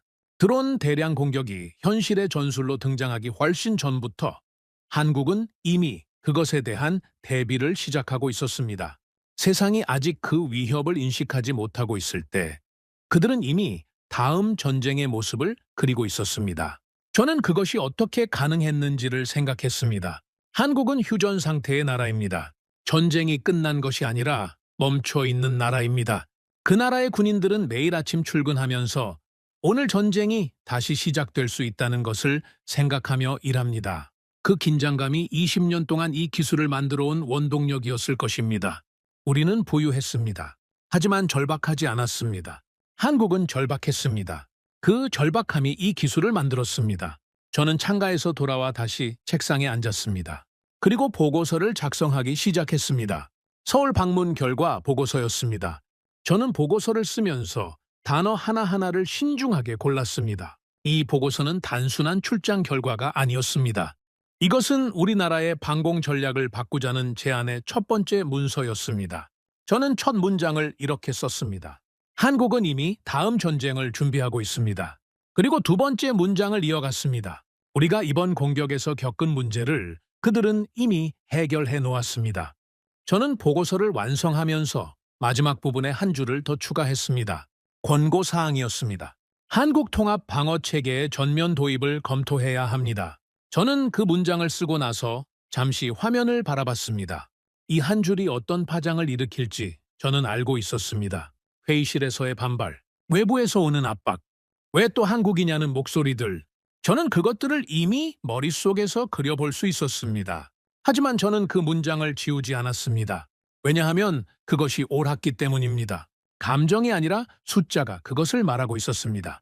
자료가 그것을 보여주고 있었습니다. 그리고 서울에서 제 두 눈이 그것을 확인했습니다. 저는 보고서를 저장했습니다. 그리고 내일을 생각했습니다. 이 보고서를 들고 회의실에 들어서는 순간부터 진짜 싸움이 시작됩니다. 기술과의 싸움이 아니었습니다. 사람들과의 싸움이었습니다. 익숙한 것을 바꾸지 않으려는 사람들, 다른 나라의 압박을 의식하는 사람들, 책임을 나누려 하지 않는 사람들. 저는 그들을 설득해야 했습니다. 하지만 그 전에 저는 한 가지를 다짐했습니다. 이 싸움에서 저는 감정으로 싸우지 않겠다고. 오직 숫자로, 데이터로, 현장에서 직접 확인한 사실로만 싸우겠다고. 왜냐하면 그것이 가장 강한 무기였으니까요. 저는 자리에서 일어났습니다. 밖은 이미 깊은 밤이었습니다. 사무실 불을 끄고 나오면서 저는 마지막으로 한 번 더 생각했습니다. 한국은 준비된 나라였습니다. 우리가 겪은 문제는 그들에게 이미 과거였습니다. 그리고 이제 문제는 단 하나였습니다. 우리가 그것을 받아들일 준비가 되어 있느냐? 보고서를 제출한 건 아침 일찍이었죠. 저는 회의실에 들어서기 전 복도에서 잠깐 멈췄습니다. 문 너머로 사람들의 목소리가 들려왔어요. 아직 회의가 시작되지도 않았는데 이미 분위기가 심상치 않았죠. 저는 숨을 한번 고르고 문을 열었습니다. 회의실 안에는 12명이 앉아 있었죠. 국방부 고위 관계자들, 방산 담당 장교들, 예산 책임자. 저는 그 얼굴들을 천천히 훑었습니다. 몇몇은 이미 보고서를 읽은 표정이었어요. 읽었다는 것은 알 수 있었지만 그 표정이 좋지 않다는 것도 알 수 있었죠. 저는 자리에 앉았습니다. 회의는 제가 보고서 내용을 간략히 설명하는 것으로 시작됐죠. 저는 서울에서 본 것들을 순서대로 이야기했습니다. 레이저 체계, HPM, 통합 운용 방식, 그리고 비용 구조 비교. 저는 감정을 빼고 숫자만 이야기했어요. 그것이 제 방식이었으니까요. 설명이 끝나자마자 첫 번째 목소리가 나왔습니다. 칼리드, 우리가 천궁을 도입한 게 몇 년이나 됐습니까? 그것도 당신이 밀어붙인 거 아니었습니까? 목소리의 주인공은 라힘 장군이었죠. 20년 넘게 함께 일해온 사람이었습니다. 저는 그를 잘 알고 있었어요. 그는 새로운 것을 싫어하는 사람이 아니었습니다. 하지만 검증되지 않은 것을 더 싫어하는 사람이었죠. 저는 차분하게 대답했습니다. 맞습니다. 천궁은 제가 밀어붙였죠. 그리고 그 선택은 틀리지 않았습니다. 그래서 이번에도 한국이라는 겁니까? 이번엔 한국이어서가 아닙니다. 숫자가 한국을 가리키고 있어서입니다. 라힘 장군은 입을 다물었습니다. 하지만 그것이 동의를 의미하지는 않았죠. 잠시 침묵이 흐르더니 이번엔 다른 목소리가 들려왔어요. 예산 책임자였습니다. 하산이라는 사람이었죠. 그는 서류를 앞에 놓고 천천히 입을 열었습니다. 레이저와 HPM 도입 비용이 얼마나 됩니까? 청웅 때와는 규모가 다를 텐데요. 저는 준비해온 수치를 제시했습니다. 초기 도입 비용, 운용 비용, 유지 보수 비용, 그리고 그 옆에 현재 방식을 유지했을 때의 연간 방어 비용을 나란히 놓았죠. 하산은 숫자를 보더니 잠시 말이 없었어요. 저는 그 침묵을 놓치지 않았습니다. 초기 비용은 큽니다. 하지만 3년 후부터는 역전됩니다. 현재 방식을 유지하면 매년 공격이 반복될 때마다 수천억을 씁니다. 이 체계가 갖춰지면 그 비용이 사실상 0에 가까워지죠. 10년을 놓고 보면 비교가 안 됩니다. 하산은 고개를 살짝 끄덕였습니다. 완전한 동의는 아니었지만 숫자는 부정하지 못하는 눈치였어요. 그런데 그때였습니다. 구석 자리에서 조용히 앉아있던 사람이 입을 열었죠. 저는 그 목소리를 듣는 순간 등줄기가 서늘해지는 것을 느꼈습니다. 타리크, 국방부 대외협력 담당이었어요. 그가 이 자리에 있다는 것 자체가 이미 외부에서 무언가가 움직이고 있다는 신호였죠. 칼리드, 우리가 현재 미국, 유럽과 진행 중인 방산협력이 몇 건이나 됩니까? 저는 그 질문의 의도를 알고 있었습니다. 숫자를 물어보는 것이 아니었죠. 이 결정이 그 관계들에 어떤 영향을 미칠지 생각해 봤냐는 압박이었습니다. 저는 대답했습니다. 우리의 방공 결정은 외교 관계가 아니라 국가 안보를 기준으로 해야 합니다. 타리크는 옅게 웃었어요. 불쾌한 웃음이었죠. 물론 그렇습니다. 하지만 현실은 그렇게 단순하지 않지 않습니까? 어제도 미국 측에서 연락이 왔습니다. 우리의 움직임을 주시하고 있다는 내용이었죠. 회의실이 조용해졌습니다. 저는 그 침묵 속에서 천천히 주위를 둘러봤어요. 라힘 장군, 하산, 다리크, 그리고 나머지 사람들, 그들의 표정을 읽었습니다. 반대하는 사람도 있었고, 관망하는 사람도 있었고, 처음부터 답을 정해놓은 것처럼 보이는 사람도 있었죠. 저는 천천히 입을 열었습니다. 지난달 공격을 기억합니까? 병원에서 전화가 왔죠. 수술 중인 환자가 있다고. 전력이 끊겼다고. 복구까지 얼마나 걸리냐고 물었더니 모른다고 했습니다. 그 전화를 받은 사람이 저였어요. 다음 공격에서 그 전화를 또 받게 됩니까? 그 다음 공격에서도요? 아무도 대답하지 않았습니다. 저는 계속했죠. 미국이 우리를 주시하고 있다고 했습니다. 그러면 묻겠습니다. 미국이 우리 도시를 지켜줍니까?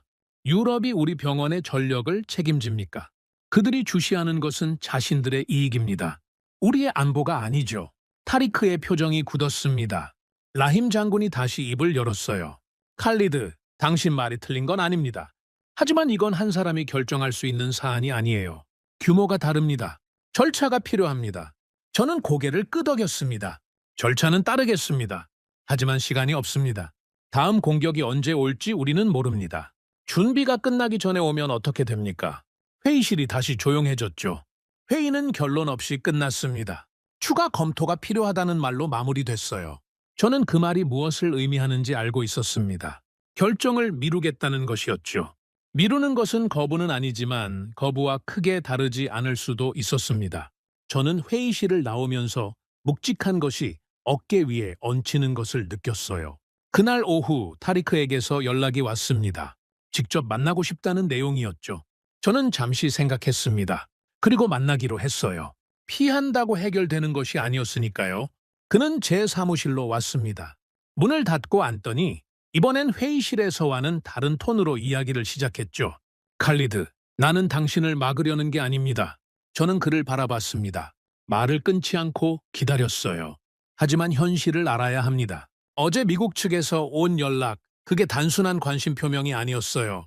우리가 한국과 추가 방산 계약을 진행할 경우 기존에 논의 중이던 몇 가지 협력이 재검토될 수 있다는 내용이었습니다. 저는 조용히 물었습니다. 그게 협박입니까? 아니면 경고입니까? 타리크는 잠시 머뭇거렸어요. 그 경계가 어디인지는 저도 모릅니다. 하지만 가볍게 볼 내용이 아니에요. 저는 한동안 말이 없었습니다. 창밖을 봤습니다. 도시가 내려다 보였어요. 낮에 햇살 아래 평온해 보이는 도시였죠. 저는 그 도시를 보면서 생각했습니다. 저 아래에 있는 사람들은 지금 이 회의실에서 무슨 이야기가 오가는지 모릅니다. 그들은 그냥 살고 있어요. 일하고, 밥 먹고, 아이들을 학교에 보내고, 그 평범한 하루가 유지되는 것이 이 회의실에서 내려지는 결정에 달려 있었습니다. 저는 타리크를 다시 바라봤습니다. 타리크, 나는 22년 동안 이 일을 해왔습니다. 그 시간 동안 한 가지를 배웠어요. 외부의 압박은 항상 있습니다. 새로운 결정을 내릴 때마다 누군가는 불편해하죠. 그게 미국이든 유럽이든 우리 내부든. 하지만 그 압박 때문에 옳은 결정을 포기한 적은 없었습니다. 타리크는 잠시 저를 바라보더니 천천히 고개를 끄덕였어요. 동의인지 체념인지 알 수 없는 고개짓이었죠. 그가 나간 뒤 저는 혼자 사무실에 앉아 있었습니다. 솔직히 말하면 그 순간 저는 흔들렸어요. 흔들리지 않는다고 하면 거짓말이 됩니다. 타리크의 말이 머릿속에서 자꾸 맴돌았죠. 기존 협력이 재검토될 수 있다. 그 말이 의미하는 것이 무엇인지 저는 알고 있었어요. 단순한 방산 계약 문제가 아니었습니다. 정치적 관계, 외교적 균형, 지역 안보 구도, 그 모든 것이 얽혀 있는 문제였죠. 저는 그것을 외면할 만큼 순진하지 않았습니다. 하지만 동시에 또 다른 생각이 머릿속에서 자꾸 올라왔어요. 저는 주머니에서 메모지를 꺼냈습니다. 2개의 비용 구조를 적어놓은 그 종이였죠. 현재 방식, 한국 방식. 저는 그 2줄을 바라봤습니다. 숫자는 흔들리지 않았습니다. 어떤 압박이 와도, 어떤 반발이 와도 숫자는 달라지지 않았어요. 드론 한 대를 막는데 수천만 원이 드는 현실은 변하지 않습니다. 그리고 레이저로 드론 한 대를 막는 비용이 사실상 0에 가깝다는 것도 변하지 않죠. 사람은 설득할 수 있습니다. 하지만 숫자는 설득할 수 없어요. 저는 메모지를 다시 접었습니다. 그리고 생각했습니다. 저는 지금 2가지 선택 앞에 서 있었습니다. 하나는 외부 압박을 의식해서 한 발 물러서는 것이었어요. 추가 검토, 재고 보류. 그렇게 시간을 끄는 것이죠. 어쩌면 그것이 더 편한 길이었습니다. 충돌을 피할 수 있고, 관계를 유지할 수 있고, 적어도 당장의 압박에서는 벗어날 수 있었어요. 다른 하나는 밀고 나가는 것이었습니다. 반발을 감수하고, 압박을 견디고, 이것이 옳다는 것을 숫자로 계속 증명하면서 앞으로 나아가는 것이었죠. 저는 그 2가지 선택을 한동안 저울질했습니다. 그러다 또 다른 기억이 떠올랐어요. 병원에서 걸려온 전화, 수술 중인 환자, 모릅니다라는 그 한마디. 저는 그 목소리를 다시 들었습니다. 귀에 남아있는 그 목소리가 저를 붙잡았어요. 저는 결정했습니다. 밀고 나갑니다. 반발은 감수하겠습니다. 압박도 견디겠습니다. 하지만 이 결정을 포기하지는 않겠습니다. 왜냐하면 이것은 저 혼자의 선택이 아니었으니까요. 저 아래 도시에서 살아가는 사람들의 이야기였습니다. 병원에서 수술을 받는 사람들, 아이를 키우는 부모들, 매일 아침 출근하는 사람들, 그들이 안전하게 살아갈 수 있는 구조를 만드는 것이 제가 22년 동안 이 일을 해온 이유였습니다. 저는 자리에서 일어났습니다. 내일 다시 싸워야 했습니다. 모레도 그 다음 날도 이 결정이 통과되는 날까지 저는 계속 싸워야 했죠. 하지만 한 가지는 알고 있었어요. 답은 이미 나와 있었습니다. 한국은 준비된 나라였습니다. 그리고 그 준비된 나라의 기술이 지금 제 손 안에 있었습니다. 저는 그것을 놓지 않을 생각이었어요. 밖은 어두워져 있었습니다. 저는 사무실 불을 끄고 나오면서 마지막으로 한 번 더 도시를 내려다봤죠. 불빛들이 켜져 있었습니다. 오늘도 내일도 저 불빛들이 꺼지지 않게 해야 했어요. 그게 제 일이었으니까요. 경보가 울린 건 새벽 2시였죠. 저는 자고 있지 않았습니다. 책상에 앉아서 서류를 보고 있었어요. 요즘은 새벽에도 잠이 잘 오지 않았습니다. 눈을 감으면 숫자들이 떠올랐고 숫자들 사이에서 그 병원 전화 목소리가 들려왔으니까요. 모릅니다. 라던 그 한마디. 저는 그것을 머릿속에서 지우려 했지만 지워지지 않았습니다. 그래서 그냥 일을 하고 있었죠. 경보음이 울리는 순간 저는 이미 자리에서 일어나고 있었어요. 통제실로 향하는 복도를 뛰어가면서 저는 한 가지만 생각했습니다. 준비가 됐는가? 레이저 체계는 정상 가동 상태였어요. HPM도 마찬가지였죠. 청웅은 이미 오래전부터 우리와 함께 해온 시스템이었습니다. 이론적으로는 준비가 됐어요. 하지만 이론과 현장은 다르다는 것을 저는 22년 동안 몸으로 배워온 사람이었죠. 통제실 문을 열었습니다. 장교들이 이미 각자의 위치에 있었어요. 화면에는 붉은 점들이 올라오고 있었습니다. 저는 화면 앞으로 걸어가서 숫자를 확인했죠. 1,000대가 넘었습니다. 지난번과 비슷한 규모였어요. 저는 그 숫자를 보면서 잠시 눈을 감았습니다. 딱 한 가지 생각이 머릿속을 지나갔어요. 이제 보여줄 때입니다. 저는 조용히 명령을 내렸어요. 통합방어 체계 전면 가동. 청웅은 고속 표적 우선. 레이저는 개별 드론 대응. APM은 대규모 군집 진입 즉시 작동. 장교들이 일사불란하게 움직였습니다. 저는 화면에서 눈을 떼지 않았어요. 처음 들어온 것은 미사일이었습니다. 빠르고 정밀한 표적이었죠. 청웅이 반응했어요. 발사음이 들렸습니다. 그리고 잠시 후 화면에서 붉은 점 하나가 사라졌어요. 저는 그것을 보면서 아무 말도 하지 않았습니다. 아직 시작이었으니까요. 두 번째, 세 번째 미사일이 들어왔어요. 청웅은 흔들리지 않았습니다. 하나씩 차례로 처리했죠. 저는 그것을 지켜보면서 지난번 기억을 떠올렸어요. 청웅은 그때도 잘 작동했습니다. 그게 문제가 아니었죠. 문제는 그 뒤에 쏟아지는 드론들이었어요. 그리고 그것들이 들어오기 시작했습니다. 드론 군집이 선두 집단부터 밀려왔어요. 수십 대가 밀집해서 접근했죠. 레이저가 작동하기 시작했습니다. 소리가 없었어요. 서울에서 처음 봤을 때와 똑같았죠. 그냥 조용했습니다. 폭발도 없었고 연기도 없었어요. 그런데 화면에서는 붉은 점들이 하나씩 사라졌습니다. 하나, 둘, 셋. 멈추지 않고 계속 사라졌어요. 저는 옆에 있던 장교에게 조용히 물었습니다. 레이저 출력 상태는요? 정상입니다. 연속 가동 중 이상 없습니다. 저는 고개를 끄덕였어요. 그리고 화면을 다시 봤습니다. 붉은 점들이 계속 줄어들고 있었어요. 하지만 동시에 뒤에서 더 많은 것들이 밀려오고 있었습니다. 저는 그 숫자를 봤어요. 수백 대였죠? 레이저만으로는 감당할 수 없는 규모였습니다. 하지만 저는 그것을 알고 있었어요. 그래서 이 체계를 만든 것이었죠. HPM 대기 상태 확인. 준비됐습니다. 저는 화면을 봤습니다. 군집이 범위 안으로 들어오고 있었어요. 저는 기다렸죠. 조금 더, 그리고 말했습니다. HPM 작동. 명령이 떨어지는 순간 화면이 바뀌었어요. 수백 개의 붉은 점들이 한꺼번에 멈췄습니다. 하나씩이 아니었어요. 동시에, 일제해. 범위 안에 들어온 것들이 모두 그 자리에서 멈추더니 화면에서 사라지기 시작했죠. 통제실이 조용해졌습니다. 장교들이 화면을 보면서 아무 말도 하지 않았어요. 저도 말이 없었습니다. 우리는 모두 그냥 화면을 보고 있었죠. 붉은 점들이 사라지고 있었습니다. 계속 사라졌어요. 한 장교가 작게 중얼거렸습니다. 막고 있습니다. 저는 그 말을 듣고 아무 대꾸도 하지 않았어요. 대신 화면을 더 가까이 들여다봤습니다.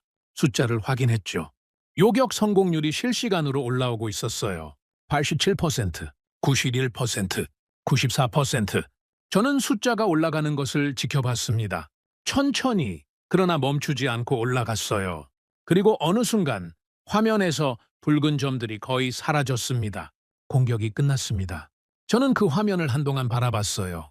깨끗해진 화면, 붉은 점이 없는 화면, 처음 보는 장면이었습니다. 지난번 공격 때는 화면이 이렇게 깨끗해진 적이 없었으니까요. 장교 한 명이 보고를 올렸습니다. 요격 성공률 95% 이상, 민간 피해 현재까지 없음, 도시 전력망 정상, 통신망 정상. 저는 그 보고를 들으면서 딱 한 가지를 확인했습니다. 병원에서 전화가 오지 않았습니다. 저는 자리에 앉았어요. 다리에 힘이 풀리는 것이 느껴졌죠. 긴장이 풀리면서 오는 그 감각이었어요. 저는 그것을 느끼면서 조용히 숨을 내쉬었습니다. 통제실 안에서 장교들이 서로를 바라봤어요. 누가 먼저랄 것도 없이 조용한 탄성들이 흘러나왔습니다. 박수를 치는 사람도 있었죠. 저는 그 모습을 보면서 이상하게도 눈가가 뜨거워지는 것을 느꼈어요. 저는 그것을 내색하지 않았습니다. 하지만 느꼈죠. 잠시 후 저는 비용 집계를 요청했어요. 이번 대응에 사용된 전체 비용이었습니다. 담당 장교가 계산을 시작했죠. 저는 기다렸습니다. 그리고 숫자가 나왔어요. 저는 그 숫자를 보면서 지난번 수치와 비교했습니다. 지난번 수천억 원, 그리고 완전히 막지 못했죠. 이번 비교가 안 됐습니다. 레이저와 HPM이 처리한 드론들의 대응 비용은 사실상 0에 가까웠어요. 청홍이 사용된 부분만 비용이 발생했는데 그것도 지난번과는 비교가 되지 않는 수준이었죠. 그리고 이번엔 막았습니다. 95% 이상을. 저는 그 두 숫자를 나란히 놓고 바라봤어요. 이게 제가 서울에서 본 것이었습니다. 이게 제가 계산으로 증명하려 했던 것이었죠. 이게 제가 회의실에서 반발을 감수하면서 밀어붙인 것이었어요. 틀리지 않았습니다. 저는 자리에서 일어났어요. 그리고 통제실을 천천히 둘러봤습니다. 장교들이 각자의 자리에서 사후 처리를 하고 있었어요. 모니터들이 정상 상태로 돌아와 있었습니다. 사이렌 소리도 없었어요. 구급차 소리도 없었죠. 도시가 조용했습니다. 저는 창밖을 봤어요. 새벽 하늘이 조금씩 밝아오고 있었습니다. 어둠이 물러가는 그 경계가 보였죠. 저는 그 빛을 한동안 바라봤어요. 그때 문이 열렸습니다. 라힘 장군이었어요. 그는 경보를 듣고 달려온 것 같았습니다. 옷매무새가 완벽하지 않았고 숨이 조금 가빠 있었죠. 그는 화면을 보고 저를 봤어요. 그리고 아무 말도 하지 않았습니다. 저는 먼저 입을 열었어요. 95% 이상입니다. 전력망 정상, 통신망 정상, 민간 피해 없습니다. 라힘 장군은 천천히 화면으로 걸어갔습니다. 깨끗한 화면을 바라봤어요. 한동안 그 자리에 서 있었죠. 저는 그의 뒷모습을 봤습니다. 어깨가 조금씩 내려가는 것이 보였어요. 긴장이 풀리는 것이었죠. 그가 조용히 물었습니다. 비용은요? 저는 집계된 숫자를 건넸어요. 그는 그것을 받아서 읽었습니다. 그리고 잠시 후 고개를 한번 끄덕였어요. 말이 없었습니다. 하지만 그 고개짓이 무엇을 의미하는지 저는 알고 있었어요. 라힘 장군은 회의실에서 반대했던 사람이었습니다. 왜 또 한국이냐고 물었던 사람이었죠. 하지만 그는 동시에 숫자 앞에서 솔직한 사람이었어요. 숫자가 틀리면 틀렸다고 하고 맞으면 맞다고 하는 사람이었습니다. 그는 집계 종이를 다시 저에게 건네면서 말했어요. 수고했습니다. 딱 한마디였습니다. 하지만 저는 그 한마디가 긴 연설보다 더 많은 것을 담고 있다는 것을 알았어요. 라힘 장군이 나간 뒤 저는 다시 혼자 화면 앞에 섰습니다. 지난번 공격 당일의 기록을 꺼냈어요. 병원에서 전화가 왔던 그날의 기록이었습니다. 저는 그것을 펼쳐서 이번 기록과 나란히 놓았죠. 두 개의 기록이 나란히 있었어요. 지난번 발전소 타격, 병원 전력 차단, 통신 불안정, 민간 피해 발생. 이번 전력망 정상, 통신망 정상, 민간 피해 없음. 저는 그 두 줄을 오래 바라봤습니다. 숫자 이전에 이것이 진짜 의미였어요. 비용이 얼마나 줄었느냐가 아니었습니다. 그날 수술대 위에 있었던 환자가 오늘은 무사할 수 있었다는 것이었죠. 그 사람이 누구인지 저는 모릅니다. 이름도 얼굴도 몰라요. 하지만 오늘 그 사람은 살아있을 겁니다. 전력이 끊기지 않았으니까요. 저는 그 생각을 하면서 처음으로 이 싸움이 왜 그토록 중요했는지를 다시 한번 느꼈어요. 저는 군인입니다. 전쟁에서 감정은 의미가 없다고 믿어왔죠. 숫자만 남는다고 생각했어요. 하지만 그날 새벽 저는 인정했습니다. 숫자 뒤에는 사람이 있다는 것을, 그리고 그 사람들을 지키는 것이 이 숫자들이 존재하는 이유라는 것을. 저는 기록을 덮었습니다. 그리고 오래전 기억 하나가 떠올랐어요. 방공 업무를 처음 시작했을 때 아버지가 해준 말이었습니다. 아버지는 군인이 아니었어요. 그냥 평범한 상인이었죠. 하지만 그는 한 가지를 항상 강조했습니다. 지키는 사람이 있어야 사는 사람이 있다고. 저는 그 말을 처음 들었을 때 너무 당연한 이야기라고 생각했어요. 하지만 22년이 지난 그날 새벽, 그 말이 처음으로 가슴 깊은 곳에서 울렸습니다. 지키는 사람이 있어야 사는 사람이 있습니다. 오늘 밤 저는 지켰습니다. 우리 모두가 지켰죠. 그리고 한국이 만든 기술이 그것을 가능하게 했어요. 저는 창밖을 봤습니다. 새벽 하늘이 완전히 밝아오고 있었어요. 도시가 깨어나고 있었습니다. 사람들이 하루를 시작하고 있었죠. 어젯밤 새벽에 무슨 일이 있었는지 아무도 모른 채로 그냥 평범하게 아침을 맞이하고 있었어요. 저는 그 풍경을 보면서 조용히 중얼거렸습니다. 그게 맞습니다. 저들이 모르는 것이 맞아요. 저들이 아무 걱정 없이 아침을 맞이할 수 있는 것, 그것이 우리가 해야 할 일의 전부였으니까요. 저는 자리에서 일어났습니다. 몸은 무거웠지만 마음은 오랜만에 가벼웠어요. 오랫동안 짊어지고 있던 무언가가 조금 내려진 것 같은 느낌이었습니다. 통제실을 나오면서 저는 마지막으로 화면을 한 번 더 봤어요. 여전히 깨끗했습니다. 붉은 점이 없는 화면. 저는 그것을 보면서 한 사람을 생각했어요. 수술 중인 환자. 그 환자가 오늘은 무사했기를 빌었습니다. 전화가 오지 않았으니까요. 저는 그 사실 하나로 오늘 밤의 의미를 충분히 알 수 있었어요. 전투가 끝난 뒤 저는 한동안 통제실을 떠나지 않았어요. 장교들은 하나둘 자리를 정리하고 나갔습니다. 저는 혼자 남아서 화면을 보고 있었죠. 깨끗한 화면이었어요. 붉은 점이 없는 화면. 저는 그것을 보면서 이상한 감정을 느꼈습니다. 승리의 감격이 아니었어요. 그보다 훨씬 조용하고 훨씬 깊은 무언가였죠. 22년 동안 이 일을 해오면서 한 번도 느껴본 적 없는 감정이었습니다. 저는 천천히 자리에 앉았어요. 그리고 이번 전투의 데이터를 처음부터 다시 들여다봤습니다. 숫자들이 줄지어 있었어요. 접근 드론 수, 요격 성공률, 대응 시간, 비용. 저는 그것들을 천천히 읽었습니다. 읽으면 읽을수록 한 가지 생각이 점점 선명해졌어요. 이건 단순히 이긴 것이 아닙니다. 전쟁의 방식 자체가 바뀐 겁니다. 저는 지난번 공격 데이터를 옆에 펼쳤어요. 두 개를 나란히 놓고 비교했죠. 지난번엔 1200대가 왔고 우리는 수천억을 쓰면서도 완전히 막지 못했습니다. 병원에서 전화가 왔고 도시 곳곳에서 사이렌이 울렸죠. 이번엔 1000대가 넘게 왔고 우리는 95% 이상을 막았어요. 도시는 조용했고 전력망은 정상이었고 병원에서는 전화가 오지 않았습니다. 그 차이가 무엇에서 왔는지 저는 정확히 알고 있었어요. 레이저였습니다. GPM이었습니다. 그리고 그 모든 것을 하나로 묶은 통합 운영 체계였죠. 저는 비용 항목을 다시 봤어요. 레이저로 처리한 드론들, 비용이 거의 없었습니다. HPM으로 무력화한 드론들, 마찬가지였죠. 전기를 사용하는 무기였으니까요. 쏘면 쏠수록 추가 비용이 거의 발생하지 않는 구조였습니다. 저는 그 숫자를 보면서 몇 년 전 제가 계산기를 꺼냈던 그 밤을 떠올렸어요. 드론 한 대를 막는데 수천만 원. 그 구조가 지속될 수 없다고 판단했던 그 밤이었습니다. 혼자 불 꺼진 사무실에 앉아서 계산기를 두드리던 그 밤. 숫자를 보면 볼수록 답이 없어 보였던 그 밤이었죠. 그런데 지금 그 구조가 바뀌었어요. 드론 한 대를 막는 데 드는 비용이 사실상 0에 가까워졌습니다. 적이 수십만 원을 쓰면 우리는 그보다 훨씬 적은 비용으로 그것을 막아요. 전쟁의 계산식이 완전히 뒤집혔죠. 1만 원짜리 드론을 10억으로 막던 시대는 끝났습니다. 저는 그 사실을 데이터로 확인하는 순간 오랫동안 어깨를 짓누르던 무게가 조금씩 내려가는 것을 느꼈어요. 답이 없어 보였던 구조가 이제는 답이 있는 구조로 바뀌었습니다. 그것을 숫자로 눈앞에서 확인하는 것은 생각보다 훨씬 강렬한 경험이었죠. 저는 데이터를 덮고 잠시 눈을 감았습니다. 그리고 한국이라는 나라에 대해 처음으로 진지하게 생각해 봤어요. 저는 그 나라를 오래전부터 알고 있었습니다. 청웅을 도입할 때부터였죠.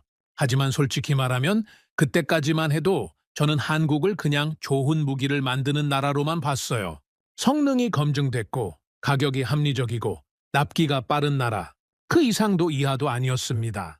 하지만 그날 새벽 깨끗해진 화면 앞에서 저는 처음으로 다른 질문을 했어요. 한국은 어떻게 이것을 만들었습니까? 저는 서울에서 가져온 자료를 다시 꺼냈습니다. 개발 연혁, 연구 기록, 실패 보고서들. 저는 그것들을 새벽빛 아래에서 천천히 읽었어요. 이미 여러 번 읽은 자료였지만 그날 새벽엔 다르게 보였습니다. 한국은 60년이 넘는 시간 동안 전쟁의 위협 속에서 살아왔어요. 휴전선 너머에서 언제든 전쟁이 다시 시작될 수 있는 나라였습니다. 전쟁이 끝난 나라가 아니었어요. 멈춰 있는 나라였죠.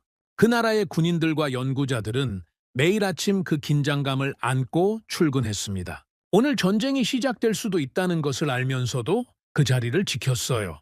그 절박함이 이 기술을 만들었습니다. 우리는 부유했기 때문에 살 수 있었어요. 필요하면 세계 최고의 무기를 돈으로 샀습니다. 하지만 한국은 달랐죠. 그들은 살 수 없는 상황에서 직접 만들어야 했어요. 실패하면 다시 만들고 또 실패하면 또 다시 만들었습니다. 그 반복이 20년, 30년 쌓이면서 지금의 이 기술이 됐어요. 저는 실패 보고서들을 다시 펼쳤습니다. 레이저 체계 개발 초기의 기록들이었어요. 출력이 부족했던 시절, 기상 조건에 취약했던 시절, 연속 발사가 불가능했던 시절, 그 실패들이 빼곡하게 기록되어 있었습니다. 저는 그 기록을 읽으면서 한 가지를 느꼈어요. 이 사람들은 실패를 숨기지 않았습니다.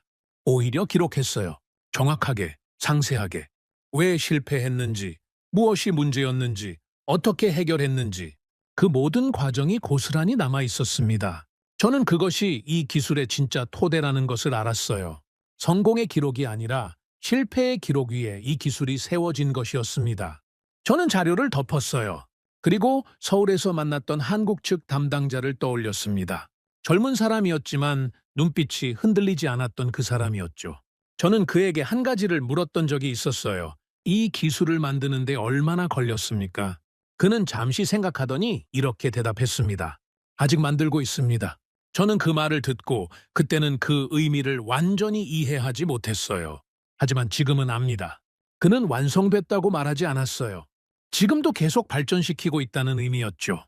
이미 세계 최고 수준에 도달해 있으면서도 거기서 멈추지 않는다는 것이었습니다. 저는 그것이 한국의 진짜 힘이라는 것을 그제야 이해했어요. 기술이 아니었습니다. 기술을 만드는 자세였죠.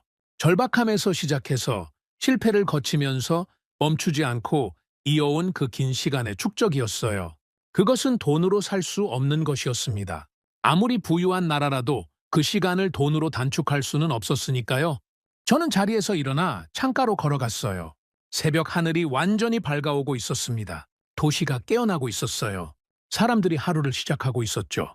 어젯밤 새벽에 무슨 일이 있었는지 아무도 모른 채로 그냥 평범하게 아침을 맞이하고 있었습니다. 저는 그 풍경을 보면서 한동안 말이 없었어요. 저 사람들은 모릅니다. 어젯밤 1000대가 넘는 드론이 이 도시를 향해 날아왔다는 것을, 그것들이 막혔다는 것을, 수술 중인 환자가 있는 병원의 전력이 이번엔 끊기지 않았다는 것을, 그들은 그냥 평범하게 아이들을 깨우고 밥을 차리고 출근 준비를 하고 있었죠. 그 평범한 아침이 유지된 겁니다. 한국이 만든 기술 덕분에. 저는 그 풍경을 보면서 22년 동안 해온 이 일의 의미를 처음으로 이렇게 선명하게 느꼈어요. 저는 항상 숫자로 일해왔습니다. 비용, 성능, 요격률, 그 숫자들이 전부라고 생각했죠. 하지만 그날 아침 창밖의 도시를 보면서 저는 알았어요. 숫자 뒤에 저 사람들이 있었던 겁니다. 그리고 그 사람들을 지키는 것이 이 숫자들이 존재하는 이유였죠. 저는 창가에서 돌아와 다시 책상 앞에 앉았어요. 그리고 라힘 장군에게 전화를 걸었습니다. 이른 아침이었지만 그는 받았어요. 아마 그도 잠을 자지 않았을 겁니다. 저는 말했습니다. 결과 보셨습니까? 그는 잠시 침묵하다가 대답했어요. 봤습니다. 어떻게 생각하십니까? 또 침묵이 흘렀습니다. 저는 기다렸어요.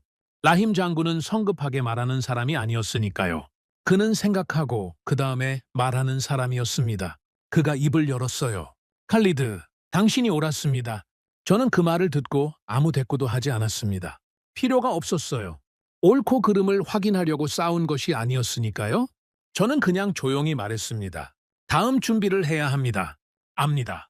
함께 하죠. 전화가 끊겼어요. 저는 수화기를 내려놓으면서 오랫동안 느끼지 못했던 감각을 느꼈습니다. 혼자가 아니라는 느낌이었어요. 회의실에서 혼자 버텨야 했던 그 무게감이 조금 가벼워지는 것이 느껴졌죠. 잠시 후 저는 한국 측 담당자에게 메시지를 보냈어요. 감사 인사가 아니었습니다. 저는 원래 그런 방식으로 일하는 사람이 아니었으니까요. 대신 이렇게 썼어요. 당신들이 만든 것이 어젯밤 이 도시를 지켰습니다. 숫자가 그것을 증명했습니다. 짧은 문장이었어요. 하지만 저는 그 안에 담고 싶었던 것이 충분히 담겼다고 생각했습니다. 회신은 빠르게 왔어요. 감사합니다. 우리는 계속 만들겠습니다. 저는 그 문장을 읽고 잠시 멈췄습니다. 계속 만들겠습니다. 그 말이 왜 그렇게 묵직하게 느껴졌는지 저는 잠시 생각했어요. 그리고 이내 알았습니다. 그들은 자랑하지 않았어요. 칭찬에 기뻐하지도 않았습니다. 그냥 앞을 봤죠. 어젯밤의 결과가 아니라 다음을 봤어요. 그것이 이 나라의 방식이었습니다. 절박함에서 시작해서 실패를 거치면서 멈추지 않고 앞으로 가는 것. 저는 메시지를 덮고 마지막으로 한 번 더 창밖을 바라봤어요. 도시의 불빛이 아침 햇살과 섞이고 있었습니다. 밤새 켜져 있던 불빛들이 서서히 햇빛 속으로 녹아들고 있었어요. 저는 그것을 보면서 조용히 중얼거렸습니다. 우리는 더 강한 무기를 산 것이 아닙니다. 우리는 전쟁의 계산식을 바꾼 겁니다. 그리고 그 계산식을 만든 나라는 한국이었어요. 60년 넘는 절박함 위에, 수십 년의 실패 위에, 멈추지 않는 연구 위에 세워진 나라. 돈으로 살 수 없는 시간을 스스로 쌓아온 나라. 우리는 그 나라를 선택했고 그 선택은 어젯밤 이 도시의 불빛을 지켰습니다. 한국이 만든다면 우리는 의심하지 않습니다. 우리는 선택합니다. 그리고 저는 압니다. 그 선택은 틀리지 않는다는 것을. 저는 발걸음을 옮겼습니다. 할 일이 많았어요.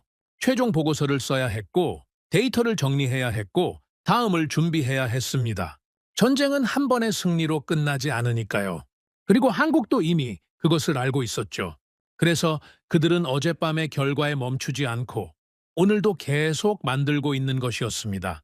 복도를 걸어 나오면서 저는 그 문장을 다시 한번 떠올렸어요. 우리는 계속 만들겠습니다. 저도 그렇게 해야 했습니다. 한 번의 성공으로 안주하지 않는 것, 오늘보다 더 나은 내일을 준비하는 것. 그것이 그들에게서 제가 배운 가장 중요한 것이었으니까요. 건물 밖으로 나왔습니다. 아침 햇살이 쏟아졌어요. 눈이 부셨죠. 저는 잠시 멈춰서서 그 빛을 받았습니다. 도시가 살아있었어요. 사람들이 걷고 있었습니다. 차들이 달리고 있었죠. 아이들이 학교를 향해 가고 있었어요. 어젯밤 새벽에 무슨 일이 있었는지 아무도 모르는 채로 그냥 평범하게 하루를 시작하고 있었습니다.